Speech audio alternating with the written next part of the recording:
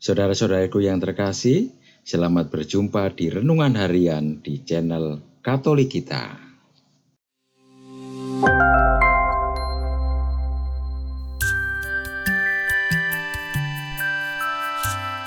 Hari ini, Rabu, 28 Mei 2025, Pekan ke-6 Paskah.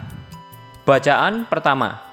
Bacaan diambil dari Kisah Para Rasul, bab 17, ayat 15, dilanjutkan ayat 22, sampai dengan bab 18, ayat 1. Pada waktu itu terjadilah kerusuhan di kota Berea. Maka Paulus pergi dari sana. Orang-orang yang mengiringi Paulus menemaninya sampai di kota Athena, lalu kembali dengan pesan kepada Silas dan Timotius, supaya mereka selekas mungkin menyusul Paulus. Di Athena, Paulus pergi berdiri di atas Areopagus dan berkata, "Hai orang-orang Athena, aku lihat bahwa dalam segala hal kamu sangat beribadah kepada dewa-dewa.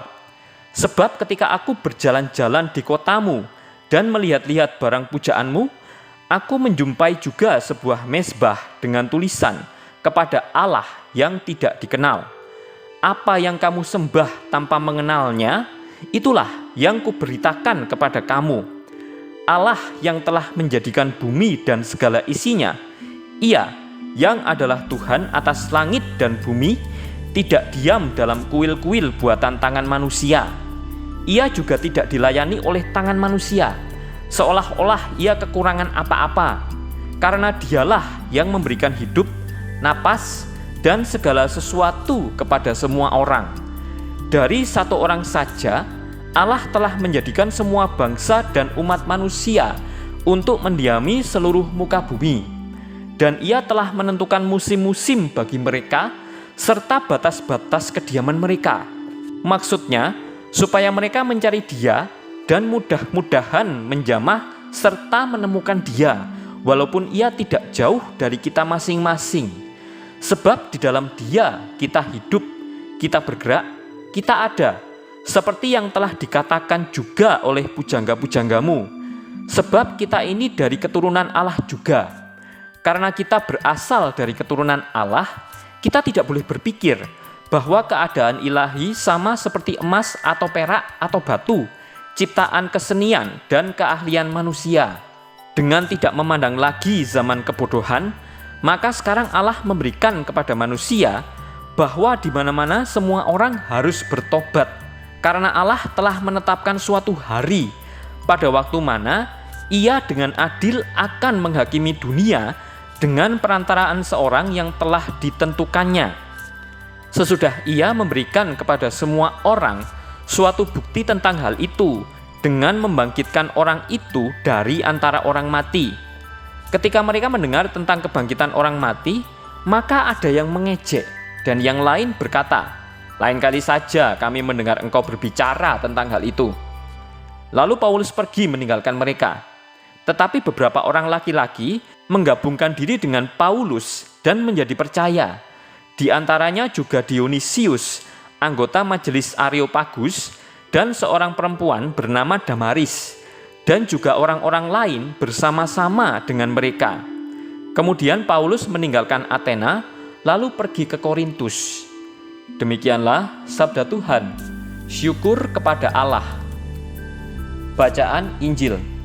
Bacaan diambil dari Injil Suci menurut Yohanes, bab 16, ayat 12 sampai dengan 15. Dalam amanat perpisahannya, Yesus berkata kepada murid-muridnya, "Masih banyak hal yang harus kukatakan kepadamu, tetapi sekarang kamu belum dapat menanggungnya. Tetapi apabila Ia datang, yaitu Roh kebenaran, Ia akan memimpin kamu ke dalam seluruh kebenaran. Ia tidak akan berkata-kata dari dirinya sendiri, tetapi segala sesuatu yang didengarnya, itulah yang akan dikatakannya. Dan Ia akan memberitakan kepadamu hal-hal yang akan datang. Ia akan memuliakan Aku, sebab Ia akan memberitakan kepadamu apa yang Dia terima daripadaku. Segala sesuatu yang Bapa punya adalah kepunyaanku. Sebab itu Aku berkata, Ia akan memberitakan kepadamu apa yang Dia terima daripadaku." Demikianlah sabda Tuhan. Terpujilah Kristus. Bapak, Ibu, dan saudara-saudari yang terkasih dalam Yesus Kristus, di masa sulit dan resesi global seperti sekarang ini, ada banyak dari kita yang kehilangan harapan dan jaminan akan masa depan. Pengalaman hidup sehari-hari yang penuh persaingan, permusuhan, dan konflik membuat manusia sulit mengharapkan sesuatu yang menjamin rasa aman dalam hidupnya. Secara manusiawi, manusia butuh segala sesuatu yang pasti, yang dapat memberi jaminan akan kelangsungan hidup dan keselamatannya. Untuk itu banyak produk yang ditawarkan dunia sebagai sebuah jaminan masa depan, seperti asuransi jiwa, jaminan kesehatan, kecelakaan, dan lain-lain. Jaminan seperti itu sangat laku keras di masyarakat. Hari ini Yesus memberikan sebuah jaminan abadi kepada kita. Segala sesuatu yang Bapa punya adalah aku punya. Sebab itu aku berkata, Ia akan memberitakan kepadamu apa yang diterimanya daripadaku. Apakah kita bisa menerima sabda ini sebagai jaminan sabda yang hidup dari Tuhan, yang hanya ada kata ya dan amin untuk kita? Hari ini Yesus meminta kita untuk menyerahkan diri kita dipimpin oleh Roh Kudus untuk mengalami kebenaran sabda itu sendiri. Bersediakah kita? Jaminan itu pasti akan menjadi milik kita. Evangelisasi Katolik. Evangelisasi Katolik adalah misi penting gereja untuk menyebarkan kabar baik Injil kepada seluruh umat manusia, mengajak setiap orang untuk mengalami kasih dan kebenaran Yesus Kristus. Evangelisasi dalam gereja Katolik tidak hanya berupa kata-kata atau ajaran, tetapi juga melalui kesaksian hidup dan pelayanan nyata yang mencerminkan kasih Kristus. Kesaksian hidup adalah salah satu aspek paling kuat dari evangelisasi.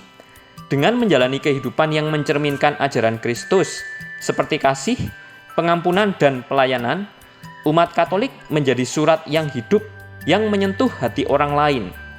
Kesaksian ini dilengkapi dengan berbagai karya kasih dalam bentuk pelayanan sosial, pendidikan, dan kesehatan yang menunjukkan belas kasih Allah. Melalui tindakan nyata ini, gereja melayani masyarakat dan mengajak mereka untuk merasakan kasih Kristus. Komunitas Katolik juga memainkan peran penting dalam evangelisasi.